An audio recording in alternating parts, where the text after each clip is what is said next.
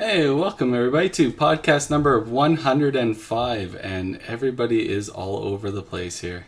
See if I can get this right here. There we go. Okay, we're gonna be those people. 105 podcasts. Can you guys believe it? We're still climbing, and still people are tuning in every week. That's over 2 years of podcasts, which is a stupid amount of bowling content. Right. Let's be real. As a weekly podcast. Yeah, exactly. We've talked for, well, I don't even know how many hours now. At least 200 hours worth of talking. Not even just our live feeds and stuff. I could maybe look up minutes that by now. Yeah, you. You specifically. Yeah, there should be Daryl's not here tonight, so there should be a stat for how long we've talked for. That's what he would be saying right now. So, Yeah, there you go. so Carrie, if you can bring that up, please. Yes. I'll try and find out as we get through this podcast.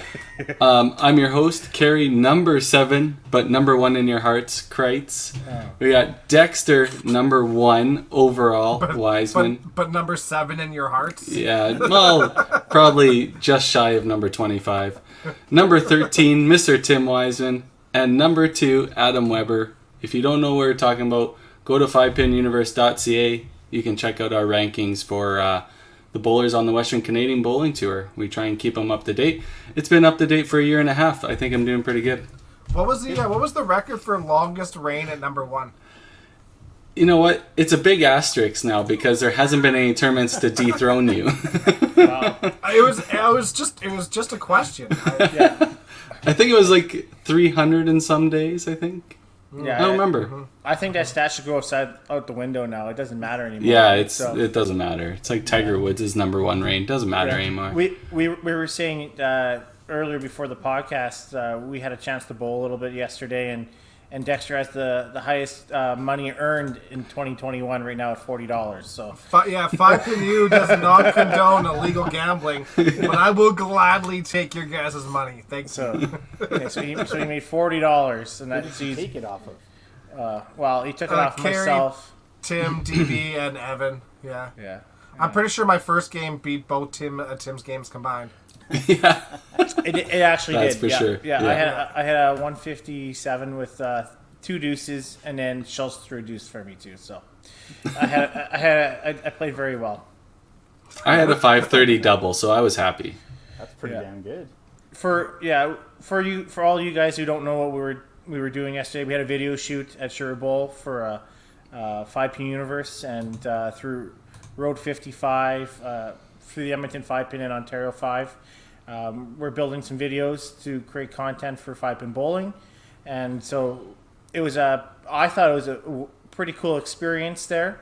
Didn't know necessarily what to expect, and it was a lot of fun. 2.5 hours of content, and we're excited to see the first kind of video coming out in hopefully about a month's time. And they even brought a drone in.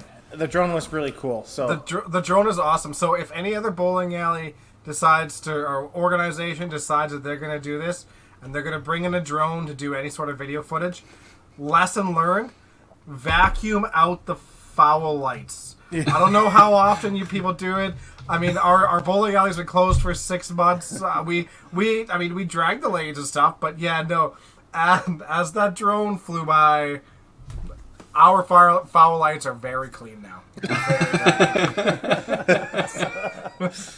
yeah, when I recrossed the foul line, it was all nice. Yeah, it was awesome. It was a very expensive dusting of the lanes. It was. It was. And then the drone made sure a left 2-pin on 9 worked too, so that was good. It's just he may have accidentally drove it straight into a 2-pin. No, it was cool to see a lot of familiar faces and actually get to bowl in a small competition, even a side pot like we did. I'm missing it big time. Even though it was 30 some degrees and whatever, it was still fun. Yeah, it was a neat experience, and the crew was really good to work with. So hopefully we can bring good product out to you guys on that. Yeah, and you know what? They were there for 2.5 hours with 3 cameras going the entire time. They collected a lot of footage, so hopefully we got a lot of good stuff in there, and I'm really excited to see it. Yeah. Mm-hmm. What's the plan for like those videos kind of going forward? What were they for, Tim? Well, first of all, we wanted to do like kind of help. Originally, the Edmonton 5-Pin wanted to work with the local centers and help market bowling and help them bring bowlers back into the centers after a long break with COVID.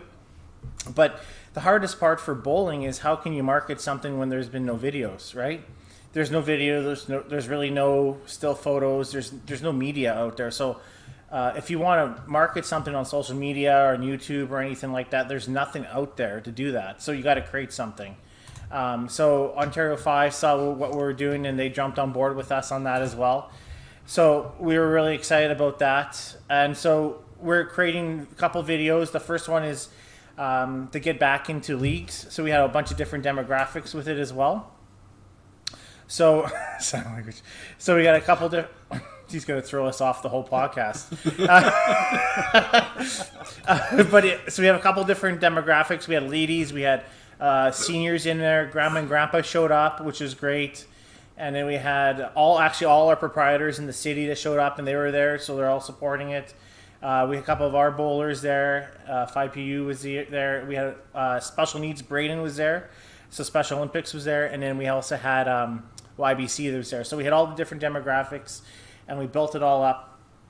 And it all worked out really good for that. The next one will be just get back into bowling. And then the other one after that will be into like parties and corporate and stuff like that. So we're just creating media. So after the first 3, then we're going to see if we can do the next 3 after that. We're trying to do a 6 video package kind of thing right now. So, yeah. Excellent. Yeah, something bigger and broader, right? So we did ask Adam. We did ask Adam to come out, and he was too good for us. So I do want to point that out. Hey, when I only get called like 30 minutes before a podcast, this is what you get in return. Whoa. We gave you a solid 3 to 4 hours, somewhere around there. Yeah, as everyone could see, Daryl is not here tonight. He got his second dose, and he's got a few health things going on, so he's not feeling too hot today. So he's not joining us, but we have our lovable Filling. Adam Weber here with us. Our number 2 in our hearts. That's right. So as Jeff Watts kind of pointed out there, only 106 days till the Autumn Open. Wow. That's crazy, isn't it? It is crazy. I'm so excited. Is I'm everybody going to honestly be ready? so stoked. I haven't I don't done know, golf since August. Honestly, Weber, like, I mean, I threw our practice thing for getting our competitive stream, but I haven't really thrown anything in 6 months, and I shot 660 yesterday for 2, so screw it. I'm going to take another 6 months off. But you're an athlete. Excuse me? Excuse me? Yeah. Chris Farley was an athlete too, right? Man, COVID hasn't been good to you, Dexter. You've been stroking your ego more and more since COVID, man. I just called myself fat. Like, Ego. I don't know what you consider ego, but I just called myself fat. All Not right. with a PH. Let's move on. Sorry. Go ahead. Yeah, I can't wait till the autumn. It kind of helped not having national vacation days to use this year, so I was able to actually take the Thursday and Friday off for the autumn, and Thursday, Friday off for the Edmonton as well for TPC. So I'll definitely make sure I can get down there for the Thursday events now, which is kind of new. So I usually don't play them, so it's looking really forward to it. Yeah. The Thursday events are getting to be a big part of the whole thing, right? Especially the Autumn Open having their doubles, and then TPC having their doubles, and the Invitational on the Thursday and stuff like that. It's just as big part of the whole weekend experience as much as the main event is, right? Yeah. So this sounds like you're not retiring then, Weber. We'll see. I put it off. Doesn't mean I've got to throw a ball. You will. There's no way you won't. So I still have zero desire to go down and throw a practice ball, which That's right. worries me because everybody else is getting super excited. Seeing it all over, social media. People are getting out there throwing the first 2-pin of the year, and I just have no desire to get out there. So I'm waiting for that moment where it kind of kicks in. But I don't know. This whole COVID break has not been good for the mind. I think as you get closer to the autumn and stuff like that, the draft will come to throw in some balls just to make sure that you're relatively sharp. But Yeah, right it doesn't now, help. we're It still a doesn't long help. ways It's away. yeah, it doesn't help that it's 30 degrees outside, right? Oh, exactly. For sure. There's And so it's much, funny 'cause so much more going on.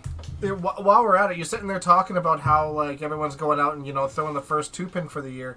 How about we sit here and talk about the first perfect game of the year? Oh wow. No, it's last year. That's last year. Well, sure, last year, whatever. Like Yeah. 2021, Timmy Sharp up in HJs and HJs. HJs. Yeah, Yeah, that's in what I'm trying to Grand say. Prairie. It's the words I'm trying to say. In Grand Prairie, yeah. They decided they're going to finish off their Monday Night League or whatever, and he goes out there and first week and throws a perfect game. Good for him. That's awesome. That's crazy, really. when you Yeah. think It's about insane. Yeah. Just out of the blue, first week back, maybe probably got 15 minutes of practice and then throw a perfect game that night. That's Yeah. pretty Pretty cool. amazing. Good Yeah. for Timmy. Yeah, and good for HJs. I mean, they put a lot of effort in up there, so it was a good moment for them. Yeah. So how does it feel to be the second best Tim bowler in Alberta? Perfect. I'm actually third. Tim Smith is better than I am too. So He's actually probably 13th. The rankings are pretty accurate. Yep. whoa! It's not the Alberta 5-pin universe rankings. It's the 5-pin Alberta. universe. Yeah. It's still probably 13th overall for Tim's, but so let's pay some bills here. We have our drinking partner, our beverage sponsor for the week, Alley Cat Brewing. Can't thank them enough for quenching our thirst during this heat. So true. And once again, All-Star Bowling Sales. Shelby and his crew have been a weekly sponsor for us, and they've been doing giveaways every week or every weekly podcast as well. And we'll be running one again tonight. So I see about 6 people already shared it. So if you want to be in the draw, you just got to enter hashtag All-Star Draw, and you'll be entered into the draw that we will run at the end of the night. Yeah. And Len's name's out of it already because Tracy's already on. So. I just entered because I can't get free merch on this thing. Unless you spill a beer and you had to buy a shirt, right? No, that's not free, Tim. It wasn't free at all. And then thanks again to our actual sponsors of the podcast at patreon.com/5pinuniverse. You can be on Patreon for as little as $2 Canadian a month. And we're getting enough sponsors on that Patreon that we are actually covering our costs, which is fantastic. So we'll be able to put more money into, like Tim said, running these content creation things, the 8-Gamer, the Pro League, and hopefully be showing up more events than just the WCBT stuff and live stream all that stuff too. So we can't Nice to thank you see guys that. enough. Nice to see Posty's name on there. Yeah, That's Mr. awesome. Dave Post, most Yeah. recent patron. That's awesome. We finally have that's a awesome. yeah, it's crazy.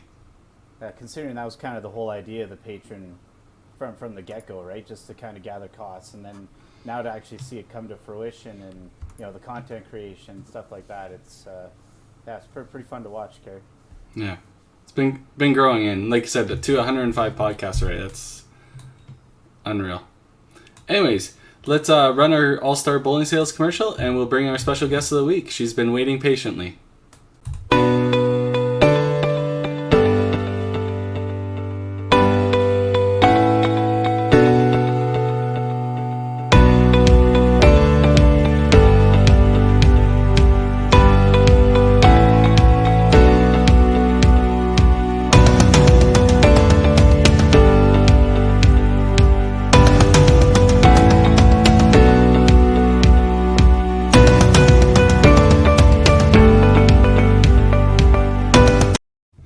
So this sport is one of the lucky few that have couples that compete and all that stuff, and you always get that joke how the spouse is the better half. Well, in this case, it is really true.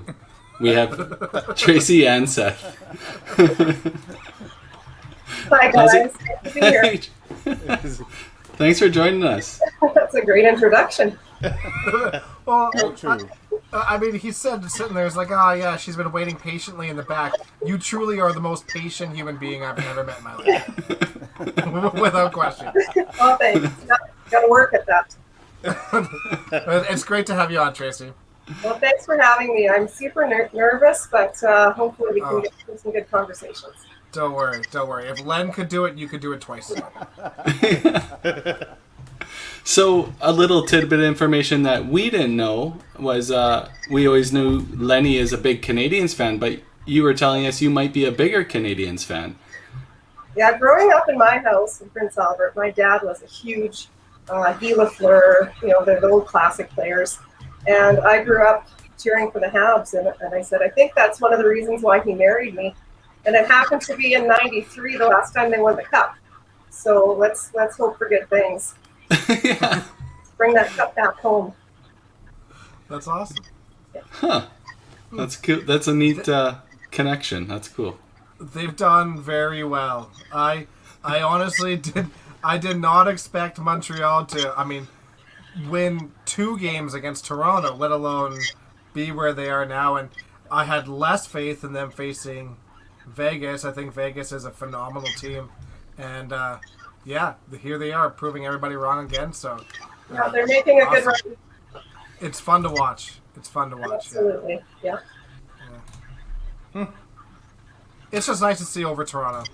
Yeah, I As don't long like as it's that. not Toronto, I'm That's all cool with it. everybody cared about. Yeah, it's so true. It's so true. It was so fun to watch them lose in the first round again. It was great. That makes the Oilers losing so much better. It instantly feels so much better. It's great.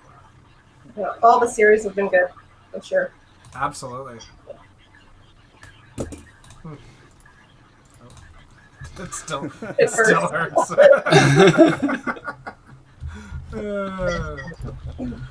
Awesome. I thought Timmy had something to interject there. He was kind of hemming and hawing. I'm not sure where he was going with that. I'm just. You guys are far more intellectual than I am, so I'll just get quiet over here. You're not wrong. Big That's fan awesome. art. Love it. A little bit of artwork here. You have very talented children. Awesome. Yes, all 3 are pretty special kids. Yeah. Yeah, like I was telling Tracy before, for those listeners out there, I actually have 3 records where her daughter painted on them, and they're all super cool. So they're all old vinyl. I have one of Groot, one of Sonic the Hedgehog, and one of the Stay Puft Guy from Ghostbusters. And they're awesome. They're super cool. Very talented kids, that's for sure. Far more talent than I've ever had. Yeah, I remember delivering that to you in Red Deer. Yeah, Yeah. It was awesome. I was so excited, honestly. Stuff like that is right up my alley. So Jesus. it wasn't meant to be a pun, Tim. It's just sitting there laughing at non-existent dad jokes. That's awesome. Too funny. So Tracy, we might as well talk a little bit of bowling here. How'd you get into bowling? Well, sports was always part of our lives growing up. My dad played some hockey and fastball. And I got started in fastball, and then when I was 7, we needed an activity for Saturday mornings, and my mom had done some bowling, so we just decided to try that out. Just kind of did the YBC, had some socializing time Saturdays with some friends. Lonnie Akers is one of them that's been a lifetime friend with the YBC program. Yeah, and then from there we kind of went into, never made a nationals when I was in YBC, but I did do well in, we got a gold in Winter Games when I think it was grade 12, grade 11. And then that same year, our ladies team ended up winning the gold, and I got the singles title that year. So it's kind of the first kind of taste of, hey, this is fun. I want some want some more of this in the competition. And after YBC, got a taste of some nationals. So I think there's a lot more, especially kids that don't quite get to that nationals level need to remember that, please don't quit. There's so many more opportunities for you as soon as you have a chance to play in the Open, the Masters. There's a whole long list of it, let alone the cash tournaments in the circuit. Totally. Yeah, for sure. And the growth doesn't end in YBC, right? I mean, a lot of people make significant steps out of YBC in the first 5-10 years after that you can make that big jump partway through. So don't quit just because YBC wasn't everything you hoped and dreamed of. Take what you can out of YBC for sure. But yeah, that's right. And the YBC years, we're really fortunate. Got to know a lot of people our age doing the cash circuits. And they had YBC cash tournaments in Regina, Moose Jaw, Saskatoon, PA, and got to know a lot of great people around our province that still compete. From the Clarks, Carrie Snyder, some Jen Robb, some really nice, nice competitors, and you keep up those friendships. But you got a taste for that head-to-head match and a little bit of cash, and that kind of kept you going too. Yeah, that's something Doug Clark was talking about when he came on it. I didn't even know it existed, but I think that would have been super fun to play. And it was such a big deal. You paid your $35 or $40 at the time, and to have a chance at a couple hundred in one day when you're 15 or 16, and doing something that you really love. So those tournaments kind of sparked me as well, because it was fun to play. I had a 435 game, one match in Regina. I was playing at the Prairie Lanes the old lanes that were there. Mm-hmm. And I played a fellow from Saskatoon, and I hadn't really had a whole lot of 400s, and I shot a 435, and I thought, this is possible to be at that level and keep it going that way. And then I won a couple titles. I think I beat Carrie Snyder at the Pin House one for a couple hundred, which is always good. And then I think also had one in Prince Albert. So just a taste and playing different people from around the province. It was fun. Yeah, that's awesome. Don't forget the bragging rights too. Right? I hope you dig at Carrie every time you see him about that still. Yes. Yeah. He always talks about my dad standing in the back watching and cheering, so that's good. A little bit of intimidation. Yeah. Lots of good friendships, you bet. So you played fastball as a kid. Did you play as you got older as well, or was it just when you were younger? You know what? I played fairly competitive fastball till I was 19 or 20. And then university kind of took over, and then, had to get a summer job. And, I just kind of lost the spark for that. So kept it going with bowling. And shortly after that, really, we were married, and kids started coming, and a career. So just till I was 20. That's awesome. What position did you play? I was first base. I'm not fast at all. They laughed at me. I had to hit the ball twice as far to get to where I needed to go. But I was pretty good on the bats, and I just, it was good to be part of the team. Yeah, that's awesome. I think we won provincials a couple times. So it was good. That's cool. Pretty successful in both sports. That's pretty neat. Yeah, it was a long time ago. It's kind of, I guess, nice hearing somebody like you with such a great adult career not having the success in the youth YBC program, because I'm one of those players too. I never got to go to a YBC national and stuff like that. Always made provincials, and you have a showing at provincials, but not good enough to make the national team or anything like that. And then have success once you're in the adult ranks. Like you said, there's so much more room for growth in the adult ranks afterwards, and it's not live and die in YBC. There's a lot more after too. Yeah, that's hard to teach kids though too. I mean, we went and watched our youngest girl played nationals 2 years ago it was, and she got the silver medal as a bantam singles, and I was so impressed with the whole event because we had not experienced it, and Glenn and I talked about how well it was hosted, and and you have to teach your own kid. Like if you get a chance to come back, that's so fortunate, and to always do your best. And it doesn't come easy. You're going to lose way more than you win, and you just want to learn from every experience. Take something home with you. I think YBC is also super dependent on who's in your center, and unfortunately, and then who's in your zone, right? And I think that's a very misconcepted idea or construed, because Terry was a good bowler in YBC, and he was unfortunately just a little bit older than the rest of the guys that were coming up with him, right? And if he was a little bit younger, he would probably have been a really good dominant force. But like I've always said, in YBC, you had to be a little bit lucky to be in the right spot at the right time, and a little bit age group. Nowadays, doubles is one thing, and singles is there, so it's that's kind of taken out of it a little bit. But I also find nowadays, especially in the larger in Alberta, especially in Edmonton and in Calgary, there's a lot of center jumping. There's a lot of center jumping and making your best teams, and I don't necessarily agree with that. We've been on the bonus side of it.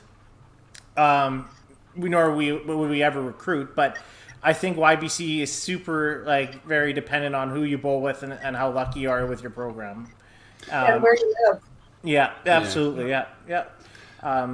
There just isn't enough YBC players. How throughout hockey or baseball you have your different levels of your players. You have single A, double A, triple A. There's just so many kids playing the sport that you can make those levels, and you could have players move to or travel to a different city to play with a specific team because their local area doesn't have that tier, right? Where bowling, you don't have the option. It's literally who you're living around. That's who's going to make up your team. It doesn't matter your skill levels, right? It's kind of sad to see people moving or traveling to play with a specific team when some people just don't have that option. But yeah, it was a really big accomplishment last year. Before COVID, I want to say we had 2 junior girls in our program. One was our daughter, and one was another girl. So we put them together as a doubles, and they were able to win the provincial. And for not having as big a program as the cities, we were the only small town to actually win a provincial title. It was a huge accomplishment, and it was really sad that we couldn't get to Calgary for the nationals. Totally, yeah, But I agree. I think you just got to make whatever you can work, and light that fire and hope for the best.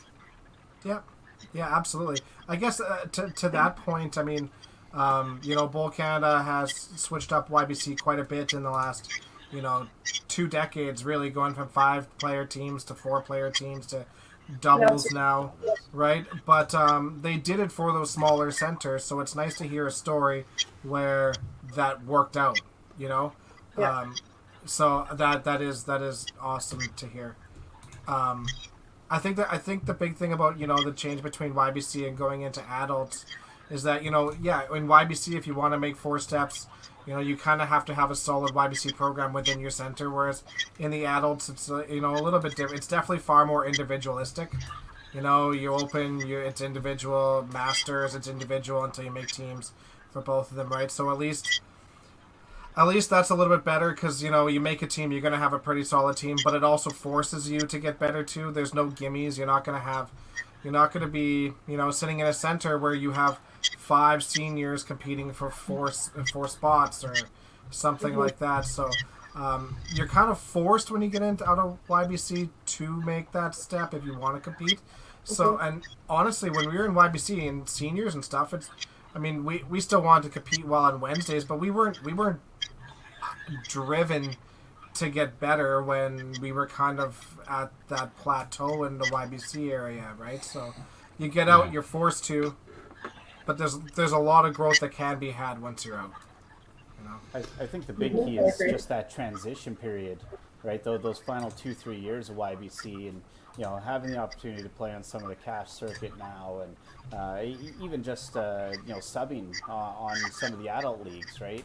just kind of get your feet wet, so you get that comfort level when you do start playing some of these tournaments. It's just pure confidence going in, and very likely that your game's going to improve. Typically, you play with a better player, you're going to get to that level as well, right? Yeah, that was the big shift for myself and for Len, is when we went to university and moved to Saskatoon. We were welcomed right away to their major league. I finished my YBC last year at Eastview, and the people were just remarkable. And then for you to stay and maybe play the Open a few years there, we kind of got a different perspective on things. And then we did move to a few other zones and played a few more times, but having that group of people around you that's they're glad that you're there, and they make you feel welcome, and that's a really good memory for me. Totally. Yeah. To your point, Adam, I think that's a really good point. I think in those final years of YBC and stuff, I think going to some of the cash tournaments or going out to open qualifyings or seeing open provincials if it's close, just expose yourself to the situations and the environments, and be around those people, and put yourself into a position to be comfortable. It's not like it was way back in the day. Like, everyone's pretty friendly. They're pretty excited to see the young guys come up, and I don't know. I think definitely put yourself out there, because make yourself comfortable, make yourself known, be comfortable around those people, because you're going to be there soon, hopefully. You learn a lot just by conversations, talking to people on the side, and lots of great input into the game, and you don't even have to be throwing with them. You're exactly right. And watching how people throw the ball, watching how people handle situations, because everyone handles situations different, but there might be somebody there that resonates with the way that you would handle situations, and you can learn a lot by just watching. Absolutely. Yeah. Only way you can get better sometimes is getting experience, right? And sometimes that's, you get thrown to the wolves and get beaten up and whatnot. I mean, I got beat up a few times before I made my first cutter or made my first Open, but if you want it that badly, if you want to learn and get better, it's the only way you got to learn, right? So, yeah. I always like comparing it to other sports. Our men's pro league, or our men's baseball league, or I guess I should say slow pitch league. There for years, we were a young team. We got the snot kicked out of us every year for like the 5 straight years, until we finally could play as a team and got better and better. And now we're kind of the top, and then we have these young teams coming in. They're losing every game, and they seem to get discouraged and want to quit. And it's like, no, you just stick with it. You'll be amazed. You stick with your team, how things kind of flow out. And it's the same thing with bowling. You continuously go back to the Open. You keep trying out, and you learn stuff. You talk to the ones that always make the teams, and eventually you become one of those players that always makes the teams, right? It's a whole learning curve. I think it's super important for those players at that level to become that mentor to some of these younger kids coming up, or they at least be open to the idea. If one of the kids comes up and wants to ask you a question, not to brush them off, right?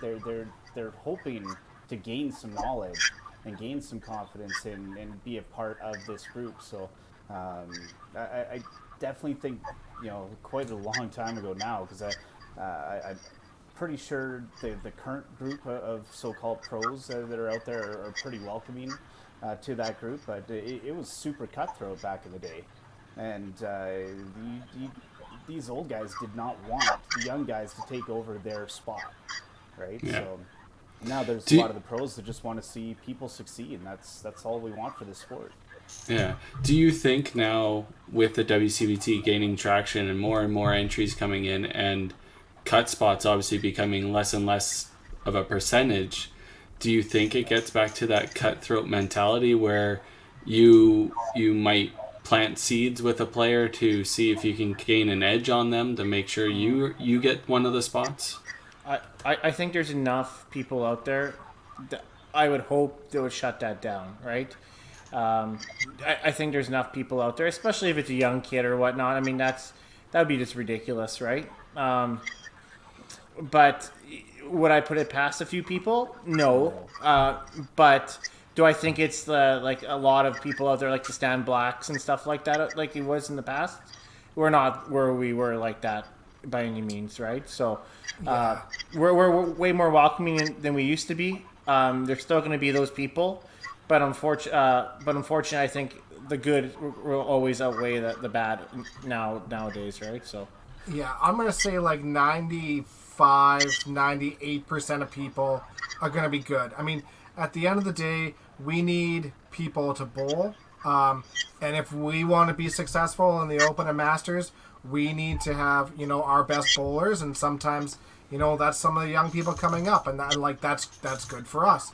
The other thing is you also don't want to have any animosity with any of those people either. You may have to be on a team with them. Why would you want to ruin those relationships? And third of all, I mean, WCBT is flourishing. We're having tons of people coming in, and no one's going to want to come to these tournaments if everyone there are dickheads, right?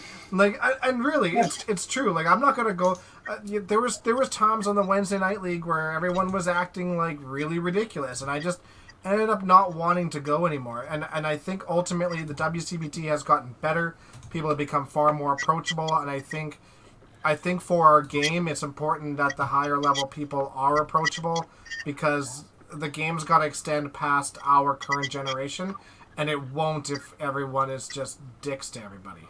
Yeah, So, you're right. And I think too that if you kind of keep in mind, I mean, everybody plays their own game, and I watched a lot of bowling matches, but you have to remember too that you don't know which eyes are on you. You don't know who's making an impression based on how you're performing.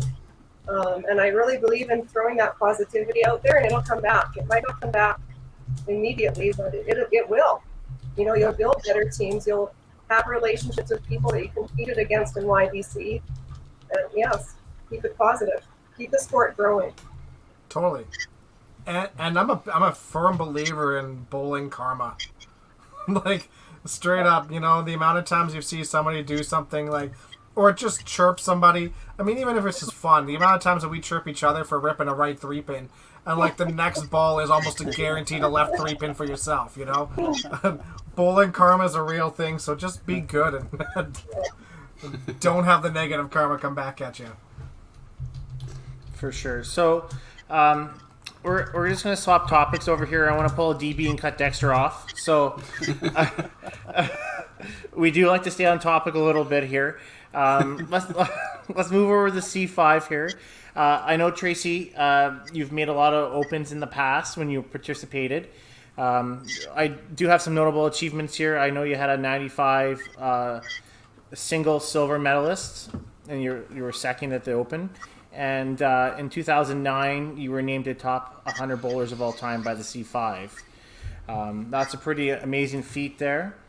Do you have any great memories you want to share from the C5 events, or any good teammates or anything like that, or memories?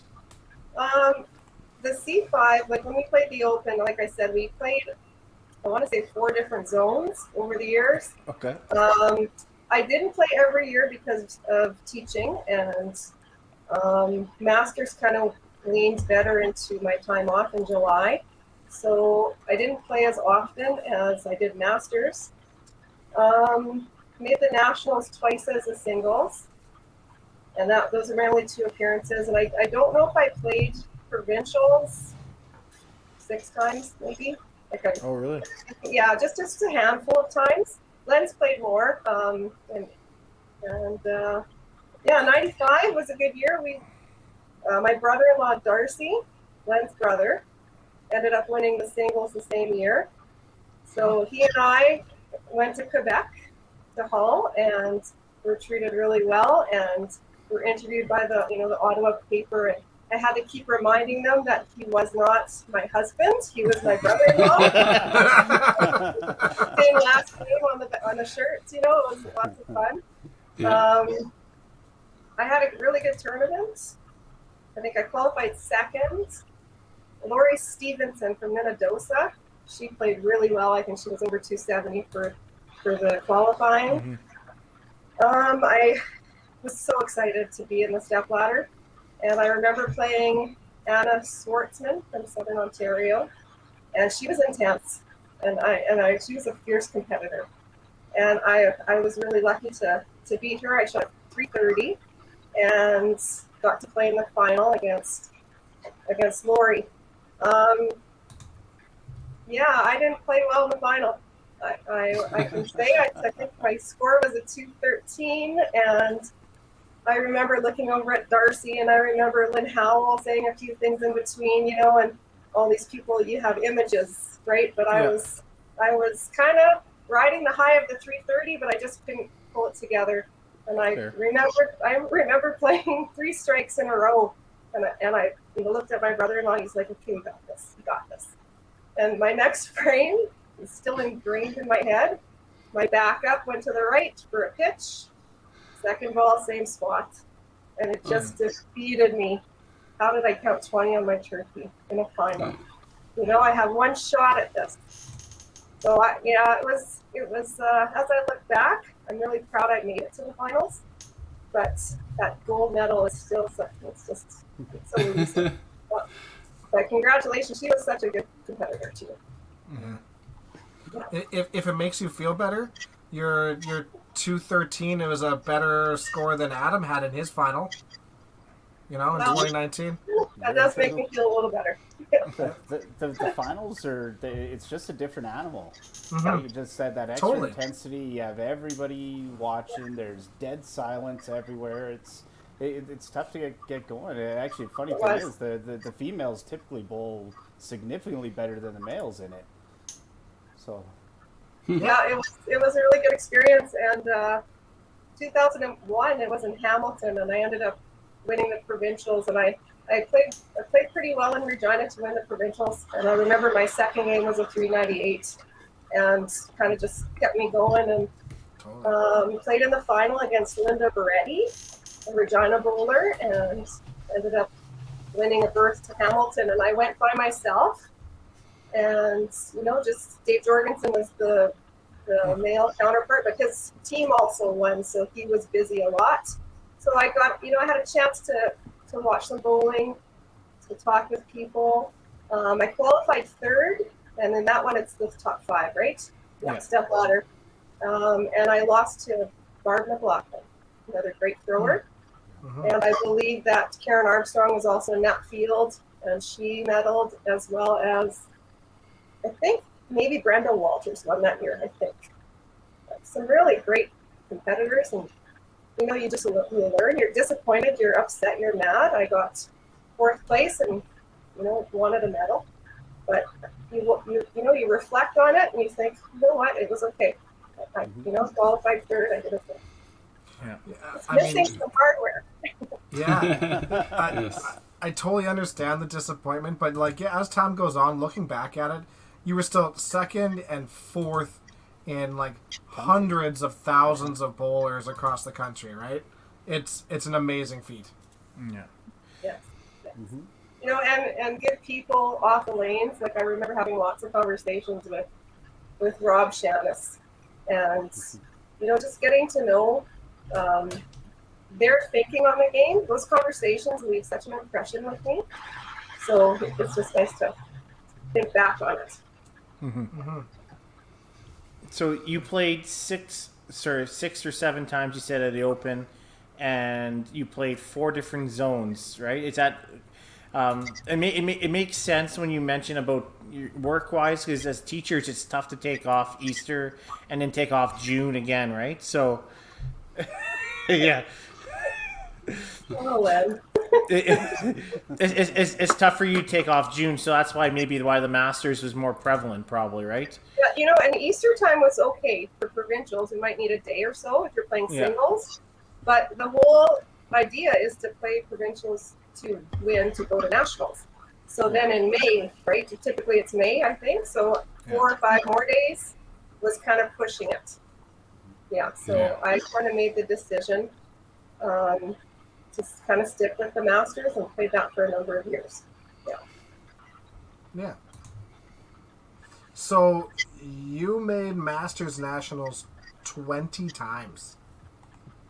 Yeah, and I can't remember if it's 2015 we kind of I kind of turned her in.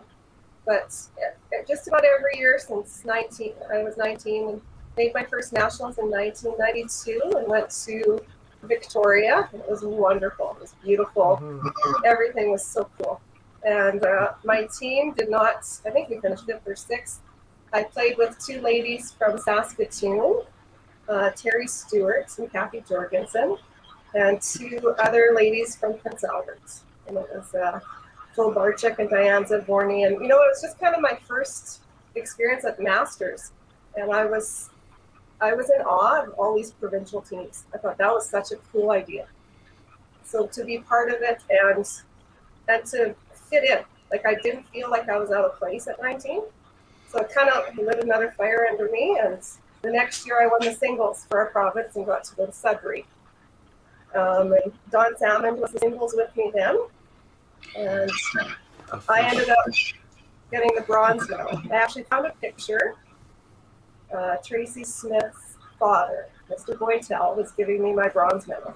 So that was a really cool picture to find, because he kind of made a big deal of it and embarrassed me because I'm kind of a shy person. But Karen Bourne beat me in the semifinal, and Diane Violini won the gold. And then I went on from there, and a handful of times, and a couple times with Len, a couple times with Tom Patterson, numerous teams, and so many good people, good players, from Crystal Hibner to I don't want to forget too many people, but there's many. Think about 15 teams that you played on. Exactly. The Spark Girls, Andrea Bodner, got maiden names now. Just tons and tons of really good players, and we just couldn't win a gold medal. We worked really hard, and some of my best memories are 4th place, or just trying to get to that bronze medal and losing the last match. And, and it's all good. It's okay. Yeah. How good did that first nationals feel after, like you said, you didn't make it in YBC, and that's quite okay. But I bet you that first nationals, 19 years old, would have felt really good. Yeah, it was lots of fun for sure. Yeah. And then I tried the classifieds. I went to that the next year with some ladies that were all over the map in age, and it was just crazy. It was a great time. That was in Winnipeg. Yeah. That's one tournament that I wish I made nationals in. That's for sure.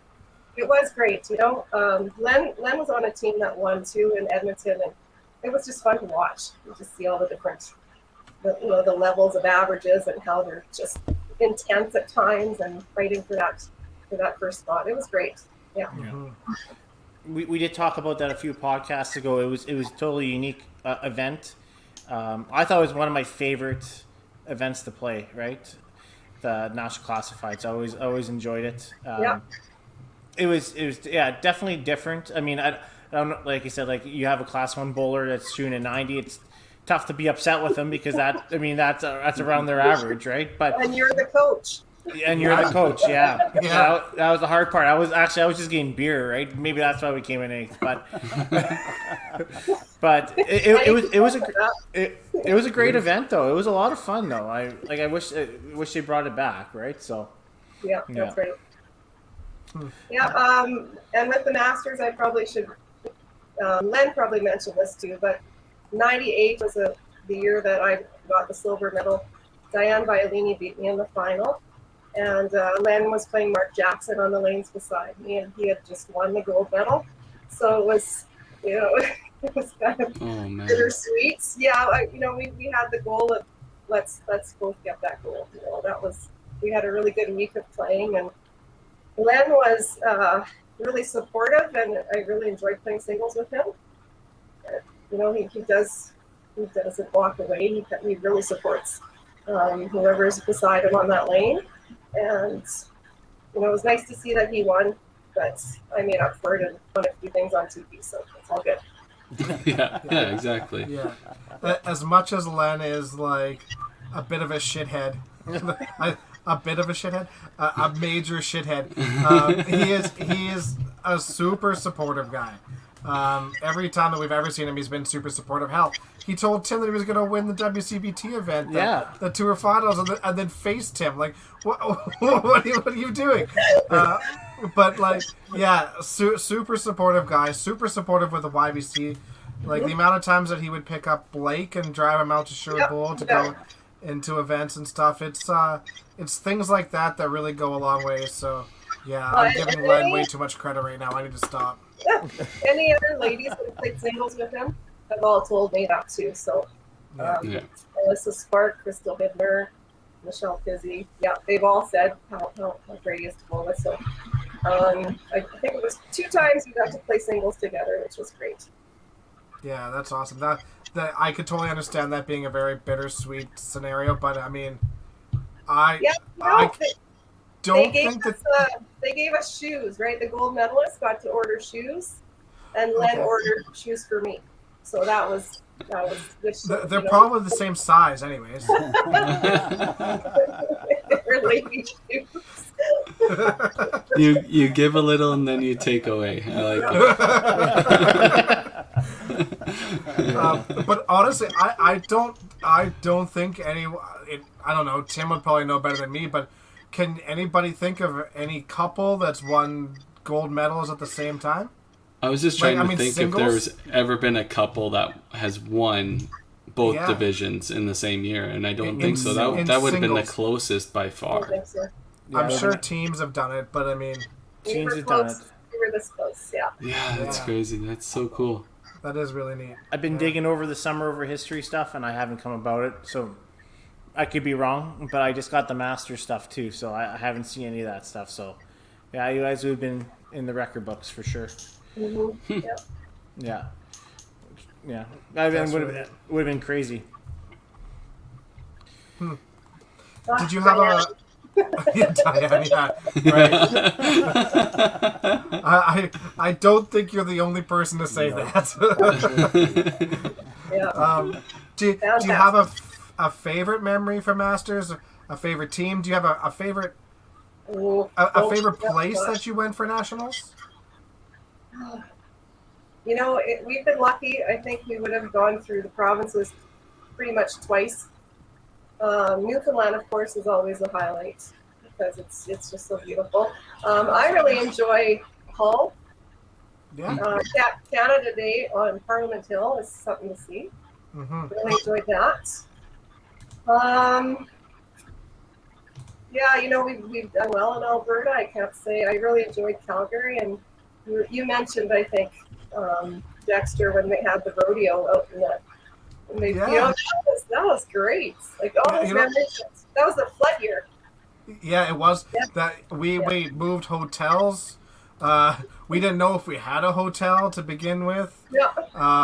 It was a gong show of a week, but yeah, the rodeo was great. The rodeo was really good. It was different.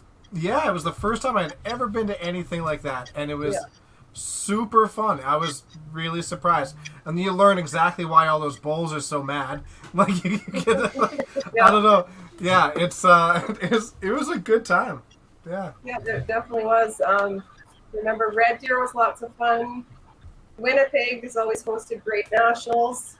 And one year they had like a carnival theme, which was kind of cool because you could get your fortune told, and you know, it's just the different game nights are fun. I enjoyed Quebec. I enjoyed Northern. Southern, you get to go to ball game if you want. Yeah, it's. Oh yeah, that was. Do we want to talk about going to ball games, Tracy? Yeah, actually, that was brought up by Kevin. We ignored that comment. I saw Kevin's comment. Yeah, you know what? I don't control Len. I know. What would have been the alternative? That's what I'd like to know. Do you know what? If anybody had a shirt, because you know what? The problem was he was sitting right behind the bus driver and everybody saw everything. Right? I remember you two laughing. We're in the back of the bus and you see these two little marbles, right? And it's Len. Oh man, that's one of many stories, I'm afraid, but you know what? We've stuck it out this long. We're okay. Well, that's what I mean. You were the most patient person. You weren't rattled one bit. You're just like, day in the life. You know, like, too funny. Too funny. Yeah, I just wish you know, I had a and, bigger like, cup. our kids hear things like this, and it's like, oh yeah, also dad did that, yeah. Yeah, but I feel like you guys have like a really unique family, relationship, and yeah, no, I don't know. I mean, we were talking before, you guys do Festivus for Christmas and stuff like that too, right? I love it. I Yeah, love so it. Yeah, it's awesome. I love it. You guys have a unique family experience, and it's great. I think that household would be a lot of fun. yeah, That's for sure. we have to laugh a lot, for sure. Yeah, definitely. Yeah. All right. So as we leave it, Len and the bus, we're gonna move on to TSN and television. You want to tell us a little bit about your television experiences? I know you won back-to-back in 95 and 96, and you represented CBC twice and TSN 5 times altogether. Yes, it was. It's probably the highlight of my career, just being a part of those shows. I don't have the hardware from the Open and the Masters like a lot of your previous guests, you know, and I do envy. You know, and when I hear some of the wonderful players from across the country that have those gold medals, you know, it's pretty impressive. When I was able to get to TSN 95, I had just had Aaliyah, and we had just got married a few years. So I was young, and I remember being really nervous and going by myself. And then there was another winner from the South, so we had kind of counterparts to hang out with the men and the women. Yeah, some of the impressions I have were how the lights were so bright and how the heat of the lights really, I felt that. The quietness of the crowd. And then if you could listen closely, you could hear some of the commentary. So it was to keep your focus, and I kind of made myself the promise that I would, didn't matter what happened, I liked the format frame by frame. So let's just see how many frames you can win that first match, and keep it on the lanes and just hope for good things. I remember practicing and also being at the bowling school when Tom had the kids line up the gutters. So this was just before I left for my first TSN. And it kind of just like, okay, I got to focus here. I've got to really maintain this focus. And it did help tremendously. So, I had to dig out my notes here. But we had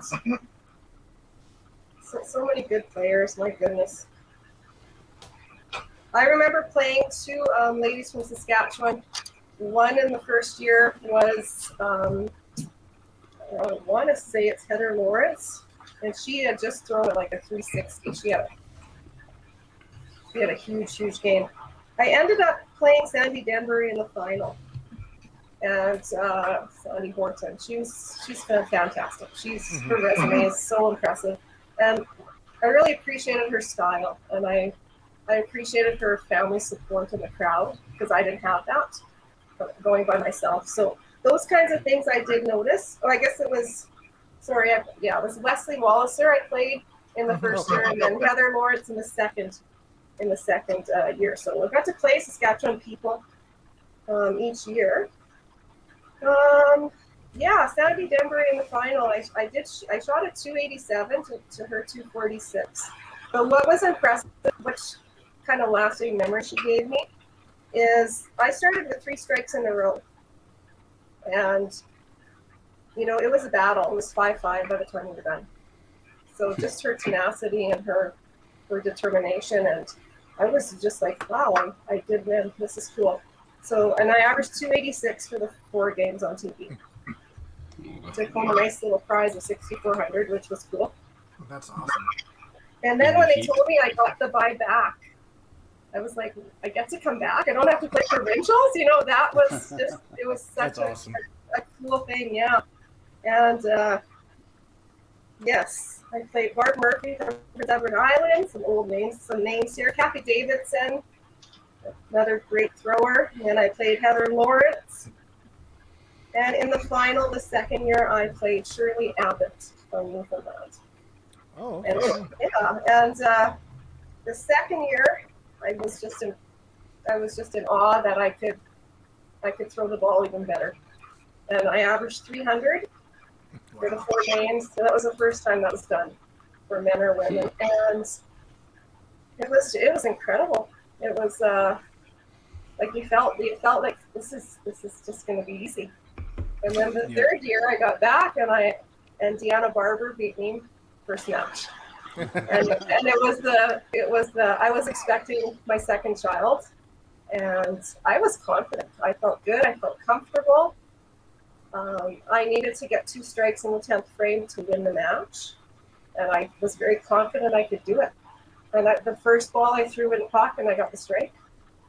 I was like, okay, just one more, and I buried it and got a corner. And then it just kind of hit me. Oh, okay, I can go sit down now. I'm done. Congrats with Deanna, and that was that. And then it was 10 years later when I won the provincial again. I kept trying in between, and lots of great players in our province. So didn't do as well 10 years later, but got to the show a couple more times. And, it was fun. It was fun the one year, and I don't remember which year it was, 2006 or 7. They did a team event. And based on your scores in your matches, they formed province, like we were part of the Prairies. So it was myself, Sandy Anderson, Jim Llewellyn, and I think Matt McKillop. So we were the Prairies team, and then we played, the Eastern team, and then they did a Baker style with 1 frame each. And they wanted it loud, and they wanted to show the contrast between the singles events. So just being part of that was very cool too. So I got two frames in that, and I know I went pitch spare both times. Didn't even hit the middle. But it was so fun though. Yeah. I think that was the year that was it Brad Glynn? Brad Glynn started jumping everywhere or something. I heard. I think that was the year. Yeah. So how crazy? I know Len brought this up, and we talked about this. Your win at TSN is what your community saw it and actually got you a bowling alley because of it, or built a bowling alley because of that. How crazy is that? It's crazy. It just tells you the kind of people that lived here back then and still live here. They didn't, certain people didn't like that we were driving to North Battleford, to Unity, to bowl, and why don't we have a bowling alley? How hard is it to get a bowling alley? So they bought the co-op.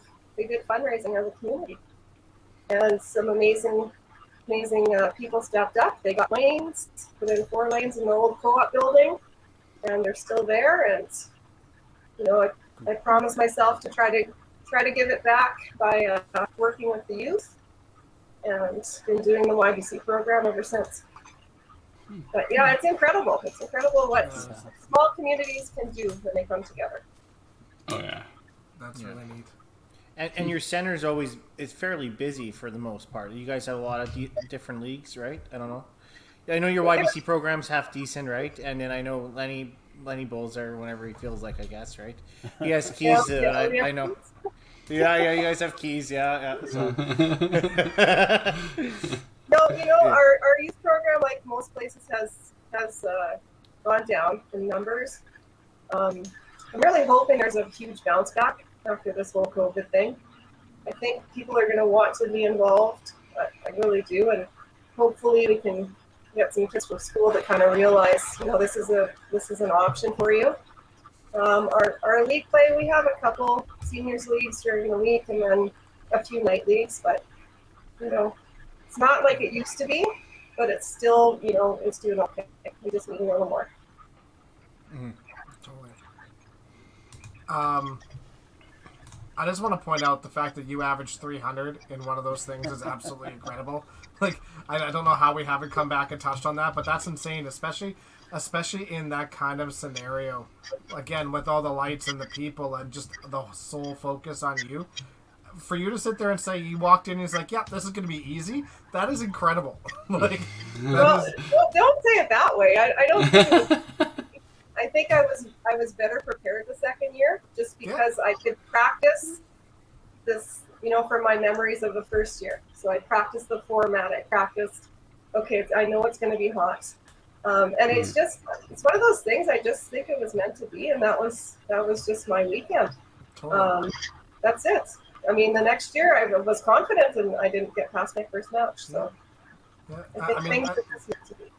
That's kind of the way the match play is, right? I mean, you can have a great day and still lose in match play, right? So you still have to be a little bit lucky to. I mean, not lucky, but I mean, the better you are, the more luck you're gonna have, and you're probably gonna get through those matches a little bit easier. But it's still match play. Somebody can still shoot 400 at you, right? So Well, let's be fair. Like, in a pins game format, you have to get lucky once or twice, because those frames are so important, right? 10% of the match is over in one frame, right? Like, it's the carryover. Such a big deal. You really have to stop and breathe and get that focus, and it's the exciting part, though. Well, Dexter, prime example, like your record on the WCBT, you've never lost in frames, right? You've always lost in pinfall. Right, your losses were 5-5 splits. Like, just one frame you need, right? At any one of those matches, it's insane how crucial it is and how much pressure. Especially Tracy's saying the heat, running the WCBT events at Heritage Lanes. We happen to have a spotlight on us.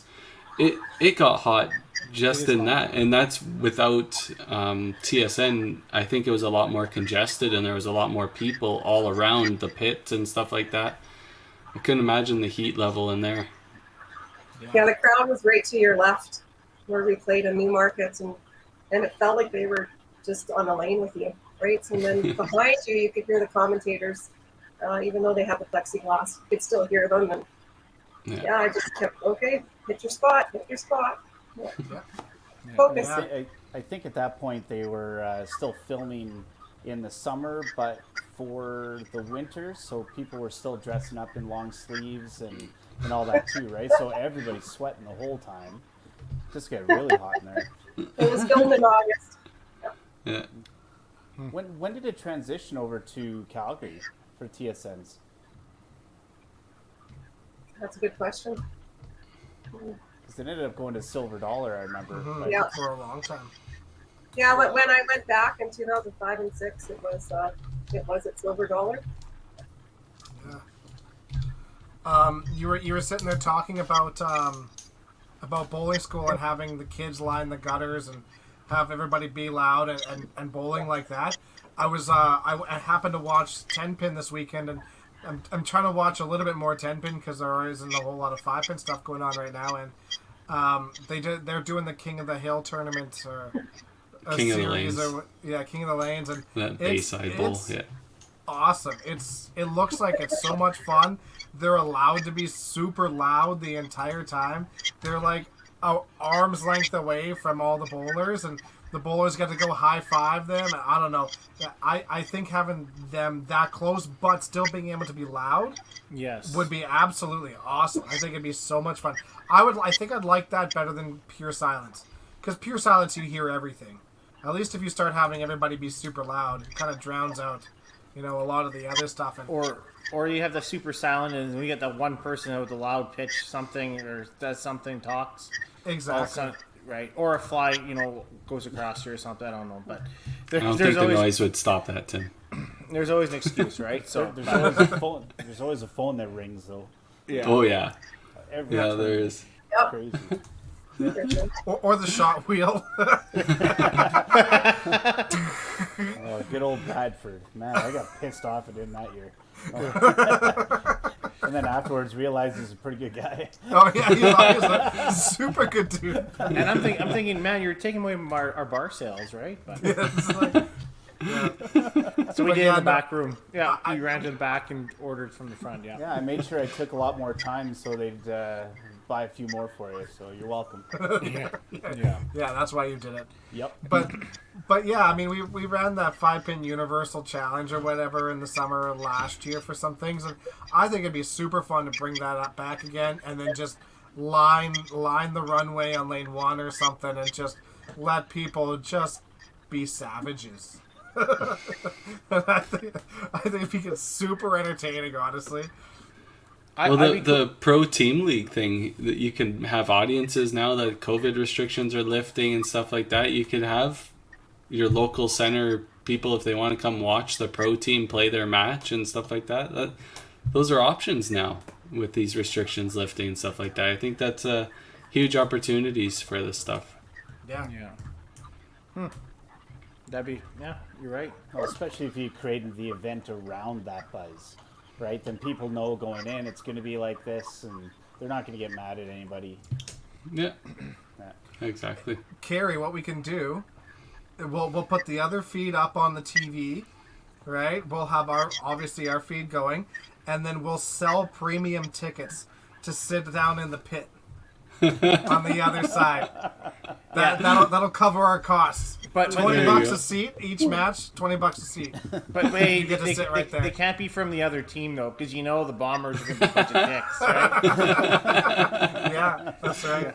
Because Daryl needs an edge in order to get his geriatric team to win, right? So, just saying. Oh, But man. anyways, we were talking about Saskatoon Bowling School. I think that's the first time I ever met you. Tracy was in Saskatoon. 25 years instructing at that school, and I don't think there was been a better fit for somebody at that school. I know you went there for a few years. I believe you met Len there too, right? You guys met Len there, right? I Love at met first Len sight, before maybe. that. Yeah. But It's a big part. It's a big part of my life. 5 years I went as a student, and then Tom invited me to come back as an instructor. And being in education at the time, he also had offered a chance for me to go into his classroom and do some volunteering. So I went in and did some of that with his grade 1 kids and got to know Tom a little better. It's been such a learning experience every year, and it's something that it's rewarding, as rewarding for me as it is, I think, for the kids. And you just hope to give a little bit back through your conversations with the kids, making those connections. And our youngest kid had a taste of it, and she really liked it. So, hopefully we can get it back in 2022, and we can start to see these kids back, because their excitement to be there and their questions, and when you work with 8-9-year-olds in a classroom, having a chance to be with sometimes it's 16-17-year-olds, you just get a different perspective. And I think, what can I offer them? What do I have to offer these? The Tyler ticket that I had one of the years I taught her. And sometimes it's just getting them to reflect on their own game and throw some challenges at them. Tom's been such a role model for me too, and the fact that education is so important for him, and working with the kids is how we can give back. Yeah, It's excellent. yeah. Could not agree more. Bowling school is awesome. It definitely helped us in so many ways, and helped us get to know all you guys too. And it's Who's the annoyed 5-pin bowling guy? Who was that? We don't know. Do we know? Yeah. Oh No. my god. No, I like he it. keeps trying to get on. That's fun. He's my favorite. How many years, Tim and Dexter, did you guys come to the school?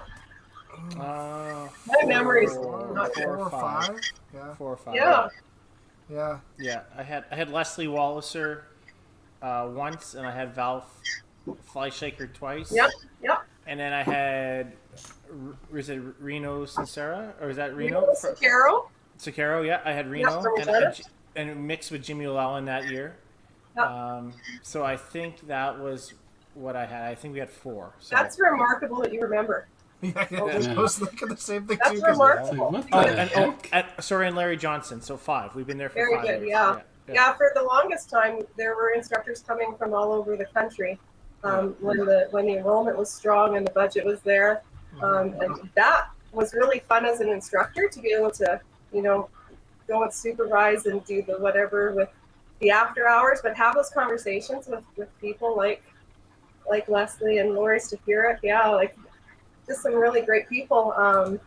I can remember half the students that were in my groups, but it's interesting the stories that come out after.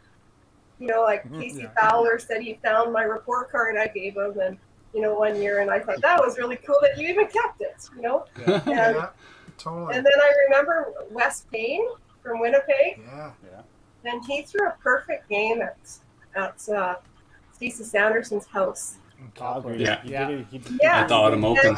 And Do it against me. I was there with Len, and he came over to me after, and he said the one thing that I thought, wow, it made my whole weekend when he says, all I thought about was your pushing me. Get that pushing me. Yeah. The one thing that we talked about at school, and he said, and I did it, and I'm just so proud because you get to kind of live vicariously through all of these successes, and yeah, I'm just so proud. Yeah.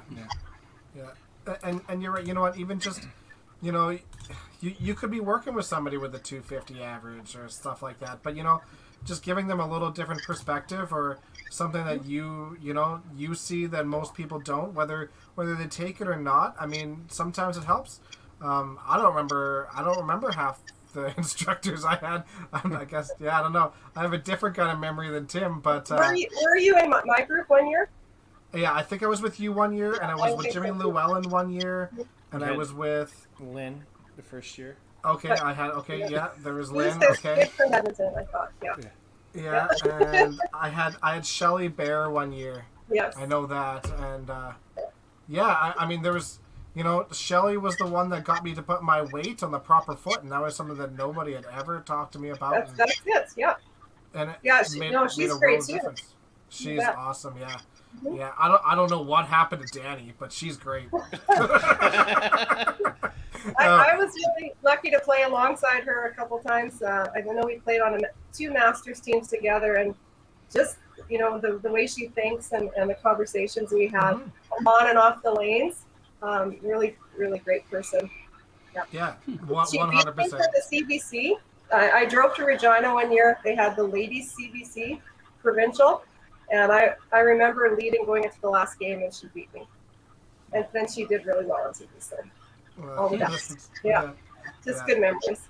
Yeah, absolutely wonderful human being, and I just want to point out that I really like Danny. We're going camping with Danny, or Danny was supposed to be going camping with us next week, but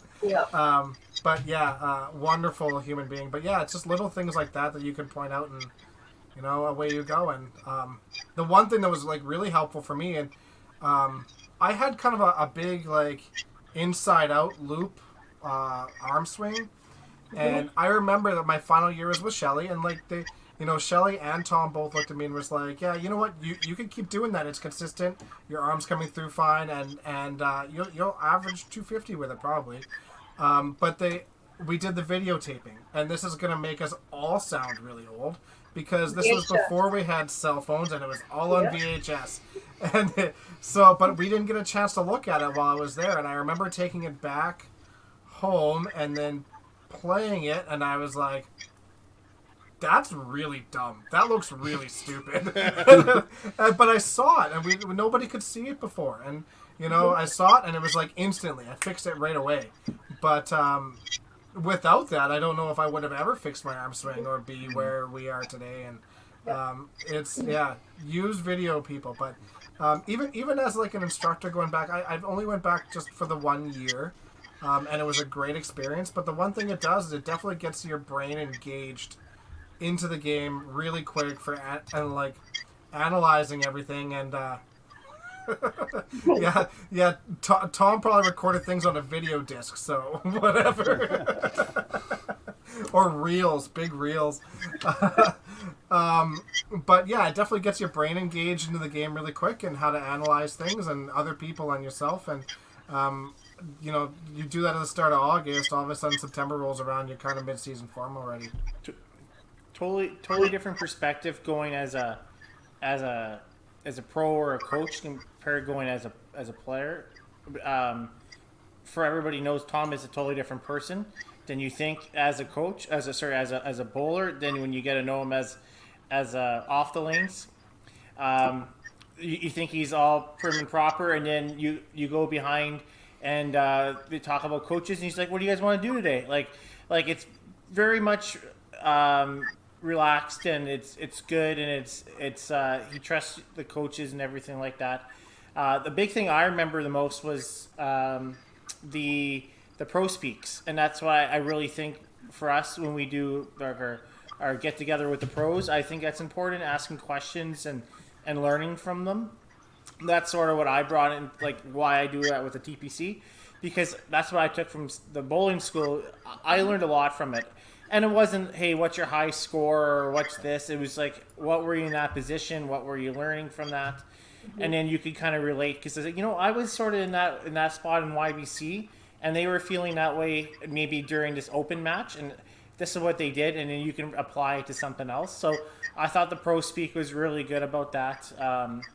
It was just interesting. It was, you could always take something from it, right? So Yeah, and it has changed over the years. I remember the sports psychologist that he would bring in and do talks with. Lots of sports videos, so we could look at the Olympian and compare how bowling could be like that. Just always thinking about the game, but didn't feel like it was too much.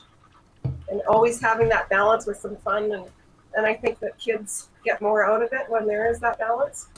Mm-hmm. Yeah. The sports psychologist was a huge benefit, and it was also our chance to nap.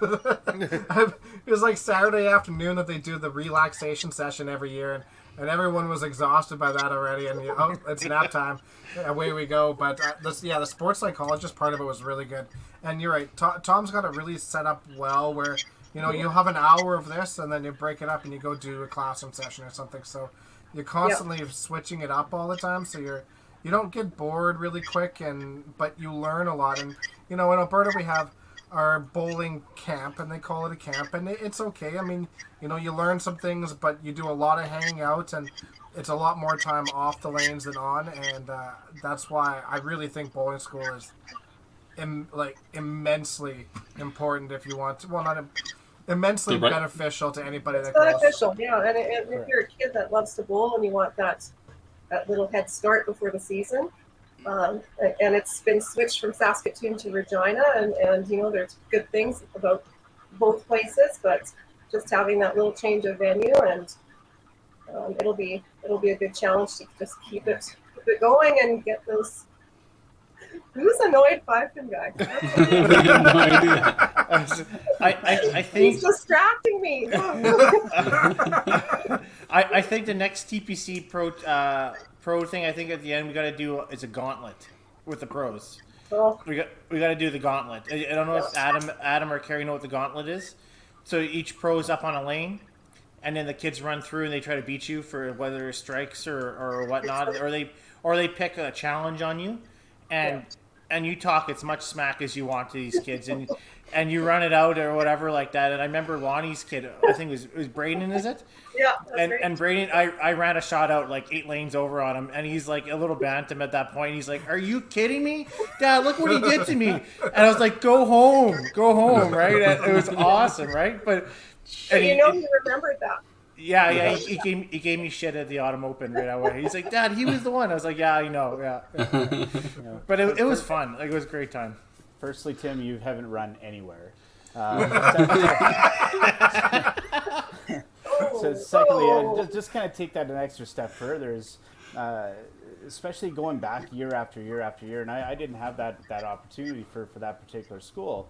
But you mentioned all these different coaches and these different perspectives and backgrounds, and I think that's the one of the big keys to growing in this game is to be open-minded enough to listen to other people's kind of thought processes, and you may not take everything from it, but you might take one little part that your game might just be missing, right? So always be open to it, and always be asking questions. And that's every time I've heard about this school, that's all the positivities that I keep hearing is all the pros were super approachable. You could ask any question you wanted, and everybody came away with an absolutely positive experience. That's great. And I Kudos think to Tom. oh, totally, absolutely. I think the great thing going there as an instructor too is that all those kids are there to learn and are willing to learn. Mostly. As mostly, yes. There's going to be a few that go there that are just, but especially if you're in the C division or whatever, like those kids are there to learn, and they want to get better and they want to be the best, and so they're going to be open minded, like you said, Adam, to taking those things, and we all know coaching YBC and stuff. You're going to have a handful of kids that really want to learn, and you're going to have a handful of kids that really don't care. They're there to socialize, and that's the great thing about the game. It's a broad spectrum of people, right? But at least when you go there, you're going to be listened to, and that makes coaching a lot more fun. Honestly, if it doesn't feel like you're banging your head against a wall, Yeah. Tom threw me a curveball a few years ago, and he gave me the day school kids.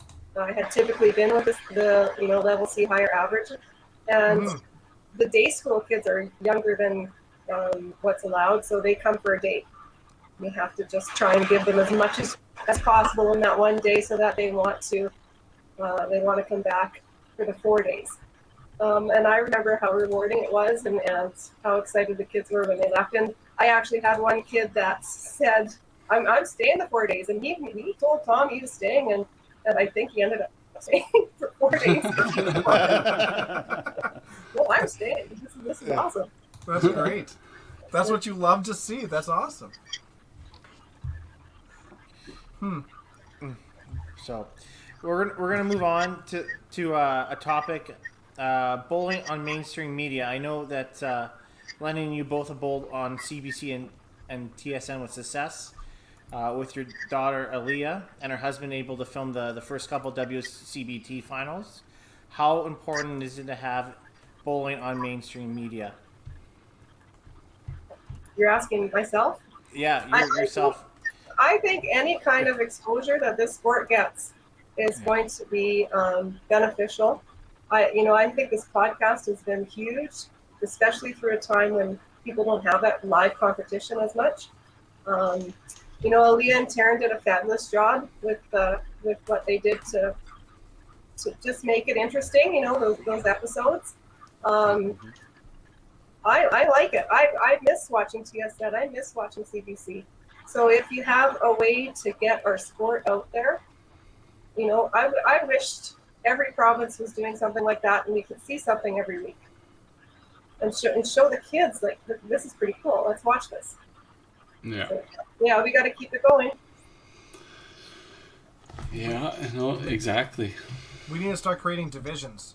We need to have like a 5-pin U, Saskatchewan division, and then they can run some matches every week, and every Wednesday night be Saskatchewan night, and every Thursday night be Manitoba night. And How big's your Patreon account?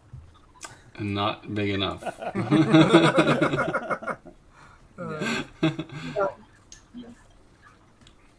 but yeah, It's absolutely true. Like, we have to continue the exposure. Obviously, finally getting out of this whole pandemic and people can actually get back on the lanes.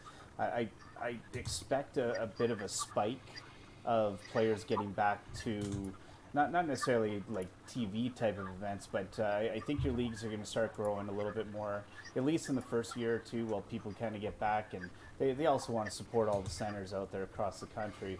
But the TV side of it, there's so many options now that weren't necessarily there 15, 20 years ago.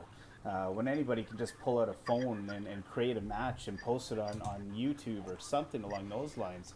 And the 5-Pin Universe, they share all of this media, right? So as long as it's posted somewhere, somebody's going to probably share it, and it's probably going to continue that additional exposure, which it can only benefit. And if we can get maybe some of the national personnel to get on board with that as well, I think that would be extremely helpful, because that's the key to this whole thing, in my personal opinion. 5-Pin Universe can only do so much without the support of the national bodies, and that has to happen sooner than later. This sport is it's on a real bad track.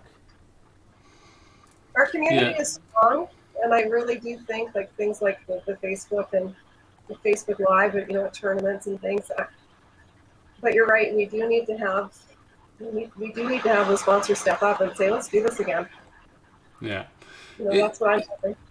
Yeah, it's just a losing battle because, as Tom said, traditional media will always have a place, and for sure it will. Like the TSNs, the CBCs will always be a thing.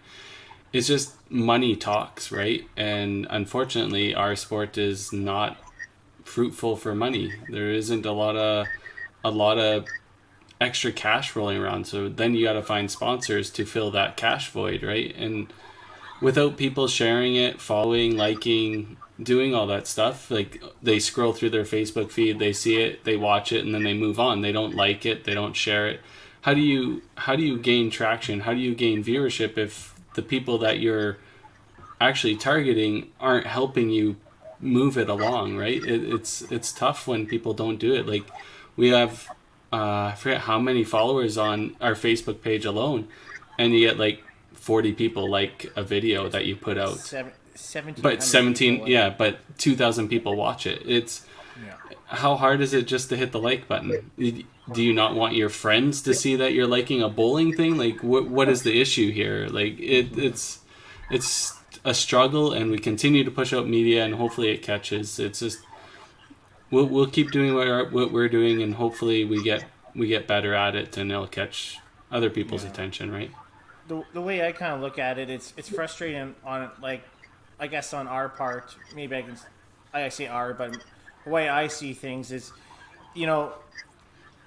there's so many centers out there. There's so many people bowling at those centers, right? And then even the associations, you can filter those down. We have so many networks out there, right? And I can only speak on, like, Sherwood Bowl, for example. Like, if we try our best to give the best and try to filter the information down towards our bowlers, but we're only one center of how many out there, right? If every center was doing the same thing, I don't think we'd be in the same part, right? Yeah, thank you. Right, and until we get there, everything's algorithms out there, everything's number based, and everything else like that. So when people say we just need a sponsor, it's not that simple, right? So we got to have a product in order to create that, and that's sort of why we're doing these podcasts, or the tours doing the finals matches, or we're trying to build those videos with the E5. We have to build something in order to get that other spot, right? So yeah, exactly. Good news though, guys. This week they changed the single game betting rules here in Canada. Yep. They have. Now's our time to shine. I'm telling you. Now's our time to shine. We have got to get onto something. Poker Stars has sports now, and Bet365 and all this stuff. Now's our time. We got to get in there somehow. Got to find somebody that knows somebody that's involved in one of these gambling sites and stuff like that. Because, like you said, the WCBT could be running the Autumn Open, and there could be people betting on matches or betting on the champion, right? That they've opened that ruling up for Canada. It's legalized now. It's a big thing. It's just who knows what you need to fit that criteria is the issue, right? But you know what? At least we have some things in place already. And I know this is kind of going really off topic, but I don't care. At least we have some things in place already, and that's like the rankings and stuff like that. And if there's a way that we could facilitate including, another ranking that includes everything like they used to have back in the day, that included Masters and the Open and all the cash tournaments and all that stuff. Put that into one consolidated ranking system, then we could do, like, even if it was just one-on-one matches. It doesn't even have to be part of the WCBT. We're going to have Adam Weber versus Mitch Davies on this date, Logan Paul versus, Mayweather. YouTuber sort of versus thing, TikToker. right? But, like, you could have that, and at least okay, so you're going to have number 1 versus number 2 on this day, at this time, this is when it's going to be, and we have a definitive ranking system that tells people that.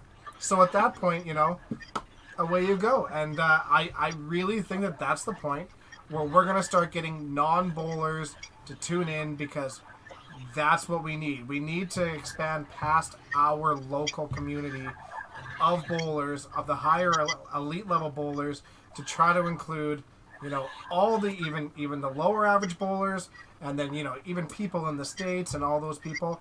That will come with gambling. That will, and it's a sad thing to say, but that will come if we can live stream gambling and bet on it. It will happen.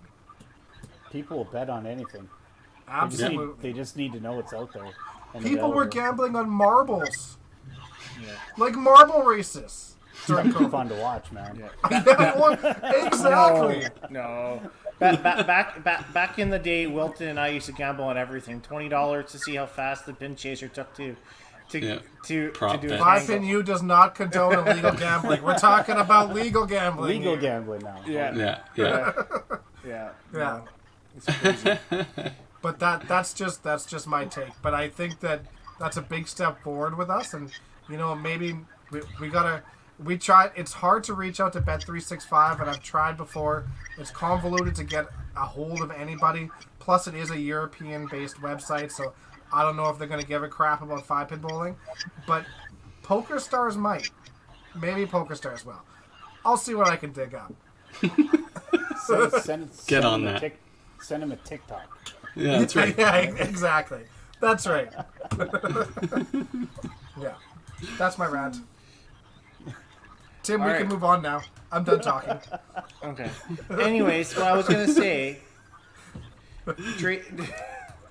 Tracy, was there any difference when you watched the tour finals compared to the CBC TSN? Did you notice any difference when you were watching Lenny play compared to when you used to watch the CBC and TSN or participate in it? Yeah, I think the atmosphere was a little more lively. I enjoyed the music with the competitors, just a little more relaxed. No, I think the similarities. The commentating was there. The crowd was there. The CBC, they throw the red light up and you have to stop. I don't remember that being part of WCBT. So you kind of just let them do the thing that they know that it needed to do, and I enjoyed the atmosphere of it. Mm-hmm. And I think it was more modernized that way. Right. Do you remember why they had the red light? Like, obviously it was for commercial spots, but it was all post-produced anyways, wasn't it? It wasn't live. There are probably more people out there that could comment on that. I don't know if it was a commentary thing where they wanted to review something, or it wasn't because of, like, I remember playing on free fall there. It wasn't because of the tangles or clearing the wood. It was just, no, you're stopping and we're gonna, I'm not sure if it was the commentary part. And they wanted It definitely probably could have been, right? Yeah, or instant replay. Yeah, I'm not 100% sure on that. I just remember it kind of threw me. It's like, okay, I can't do that. Well, then you have to, remember to breathe, remember your pre-shot routine, and it was a different animal than TSN that way. Imagine if Dexter had a red light. Holy. But you know what? If I think it'd be okay. I would rather, like, hey, red light goes up. Okay, they're gonna do an instant replay. I just walk to the back and go grab a drink or something and go up and then go through my really fast routine. But I would rather that than be forced to just slow my whole routine down the entire time. Yeah. I'd prefer that over being forced to change how I play the game. So at least if I see a red light, I'll have a second, I'll go back, take a sip or something, go back out. 'Cause I don't want to do that while the cameras are on. Yeah. I don't want to just throw a strike on lane, whatever, and then walk to the back and just chill back there and go. But at least if there's a red light, I can do that and I can still play my kind of game. So I think I prefer that, honestly. It was more natural though at the end of a frame. When they stopped you in the middle of a frame after your first excited, then it was, I want to go pick that corner pin, or I want to, and that was the part that was, it kind of stalled it a bit. Yeah, no, that's totally fair. Mm-hmm. That'd be kind of unethical, I think. But they don't know any different, they're just producing it, so you have to live with it, right? So it's for television, right? Yeah. And that was CBC, and that was Ernie Apaganis, and that was it was a big show. Yeah. And the crowds were incredible in Winnipeg, and it was just to be a part of it. You felt humbled to be there, so you're gonna, do what's asked of you. Yeah, no, exactly. Totally agree. Yeah. Yeah. That's crazy. So I guess the other thing we didn't have on our agenda, because we don't follow the agenda like Daryl does, is let's talk about your family a little bit. I mean, and your daughters. So we don't want to talk about Len. We talked about him enough. But all your daughters have participated in bowling, but some of them are moved on and whatnot, and are successful with other things in their careers and stuff like that. So maybe touch base on your daughters and your family in bowling. Sure. Yeah. No. We have 3 daughters, and Aaliyah and her husband Taryn have the Fragment Media, and Aaliyah did place in YBC, and I actually got to coach her and Alexi. I think it was at a youth challenge provincial. So in YBC when they were younger, we got the bronze medal in Regina, and that was kind of fun. Yeah, both of those kids, the older ones, pretty competitive. Aaliyah was more competitive outwardly than Alexi, but Alexi's pretty easygoing, and she's definitely taken her art to places that I can't. I wouldn't have imagined she could. She's also really excited right now. I'm going to share that she's getting trained right now to manage some movie theaters in North Battleford. So she's pretty pumped about that because movies are a big deal to her as well, and that's part of her life. So hopefully continue her art. Aaliyah and Taryn have a little girl named Taven, and she's our only grandchild. And she was here today for a little bit. She's just a little spitfire and keeps me hopping. So we love her. And then Kira is just turned 13, and she's just really active and loves sports. Wants to throw the ball. She's very determined. Just a great kid that way. Loves volleyball. Wants to do well in sports, and she and her dad will go throw, and he's a good coach for her. And he's coached her more than I've coached her. I'm more of a supportive role that way now, and I told her I'll be her biggest cheerleader. That's awesome. Well, that leads right into this question too. I guess Lori's like, how do they feel with you coaching? I thought it went better with the older two, and I don't even know if they're listening, but Aaliyah and Alexi, I see Len's, no, this doesn't come out wrong. I see Len's attitude came out more with Aaliyah. When she played, she was more of a firecracker, and Alexi was more laid back like myself, but she also, she's competitive, but in a different way. Mm-hmm. It was easier to coach them. I found I butted heads pretty good with Kira, and she just responded better to Len. So I'll bowl with her in a league and I'll cheer her on, but just the whole coaching. I know, Mom, and I get some comments like that, and with Len, it's he has a better way with her. They have. And sometimes that just happens. I mean, he's a great kid, and I love all 3 of them, but sometimes personalities come out and we clash at times. Tim hated having my dad around. There you go. While he was Tim, if he would try to, and dad wasn't really a big coaching sort of person when we were in YBC. He didn't really start coaching until after we were out of YBC, and Dad really wanted to help us out a whole lot. But he's super supportive, Dad, really good. But sometimes you just don't want to hear that, and that was something that I think Tim kind of struggled with at times. Is that he didn't always want them right behind them trying to support them. He just kind of wanted to brood and go for a walk by himself, sort of thing. And so sometimes that's just the way it is, and it's nothing personal against anybody. It's just sometimes hearing things from your parents, it's easier to lash out and be angry with the people you're closest to. Of course, right? Of course, and, yeah. So. Yeah. And I coached Alexi at Winter Games one year. That was kind of fun too, an experience. And that was up in Prince Albert. So yeah, so that's the extent of it. Besides, the every week communication during league play and YBC. Yeah. Lenny obviously has a close bond, right, with your youngest daughter. They drive everywhere to go bowling. They even go. Don't they go to Vagerville? They go to Stettler. Yeah. They go everywhere, right? We're looking forward to coming to Sherwood next month in July. Yes. Yeah. Yeah, that's right. They're coming. Yeah, for sure. Yeah. Yeah, Lenny's coming in with a 280 average, I hear. So that's what I said. I don't think so. I said I would figure it out. So that's what I figured out just now. Well, we just got to use his most recent average, right? What did he throw for those 3 games for the 5 gamer? I think that should, or the 8 gamer. That should be his average. Yeah. That was before the shoulder surgery, you guys. Yes. Shoulder replacement, yeah. Yeah, so he should be better now. Robot. Yeah. Bionic. Yeah, it's great seeing him do all that kind of stuff. I'm looking forward to the 24th. Good to see you guys, and Yeah, absolutely. and same as your IQ. Yeah, okay. What? I don't know how you do it.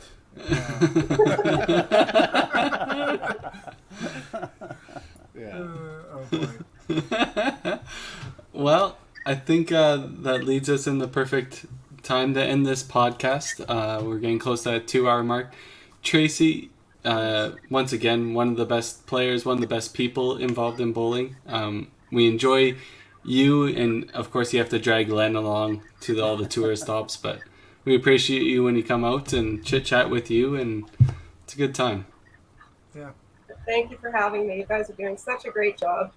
And I was extremely nervous, I have to say. No, you guys are doing such a great job to promote our game, and just looking forward to those live competitions again, and seeing people face to face and having those conversations. Awesome. Thanks for having me. Yeah. Thank you course. for everything you do for the game. Really appreciate it. You're more than welcome to sit in the back room. We'll just wrap up this podcast, run our draw and stuff like that. Or if you have to leave because Lenny needs something, or I don't know, whatever. That's completely up to you. We know he's pretty needy, so. All right, thanks, Tracy. Thanks, so much, Tracy. What a tremendous lady.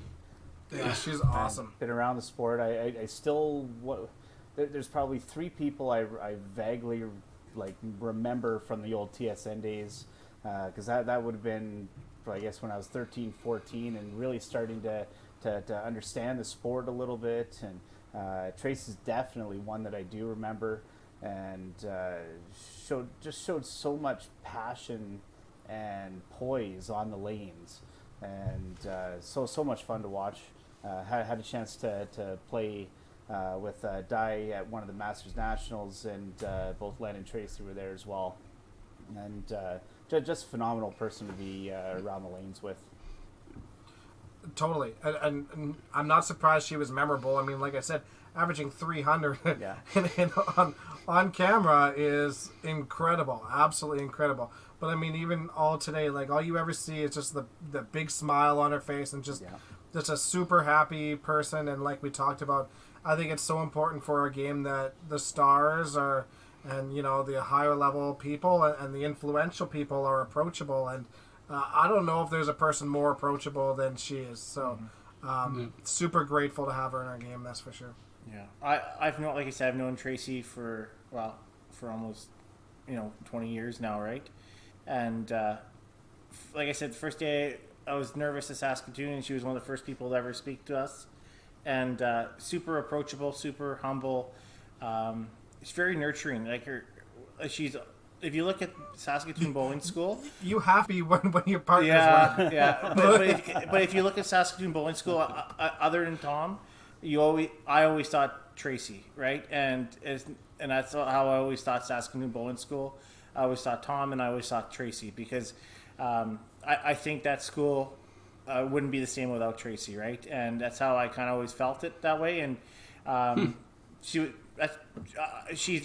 a hell of a person to have there, and I don't think she gives herself enough credit.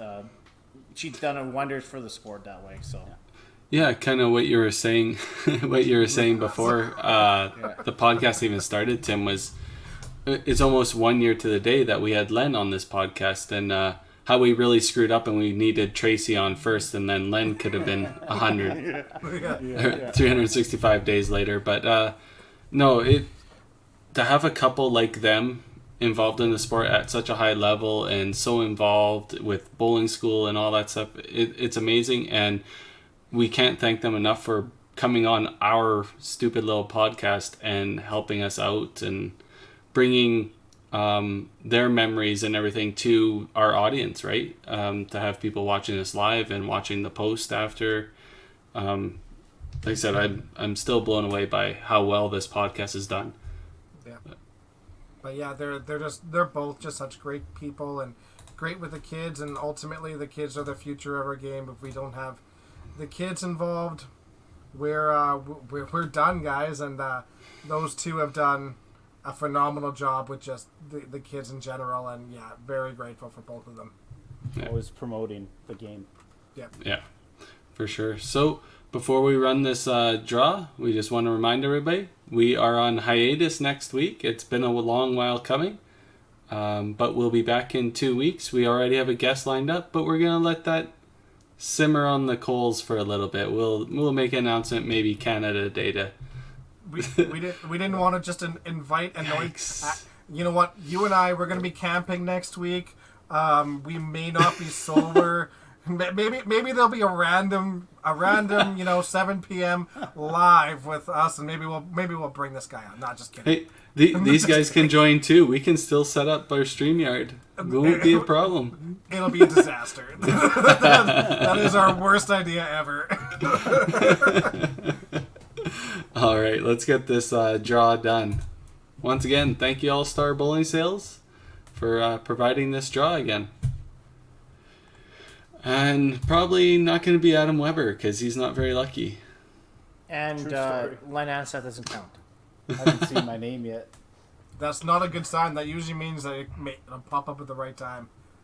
Oh, Tim Hooper, excellent. That's good, though. Sweet. He Tim. put in a rave review for our Taylor Michelle podcast. He raved all about it, eh? He did. Oh, I laughed so hard. Yeah. Awesome. Well, guys, thanks, Adam, for stepping in again while our DB is on the mend, I guess you could call it. Yeah. Hopefully, he feels better. Agreed. No, I'm joking. No, I'm sure he'll be fine in a day or two. Seems to be the trend. Yeah, for sure. No, had a blast, boys. Thanks again for the invite. Thank you. Perfect. Have a good Always one, great guys. having you on, Adam.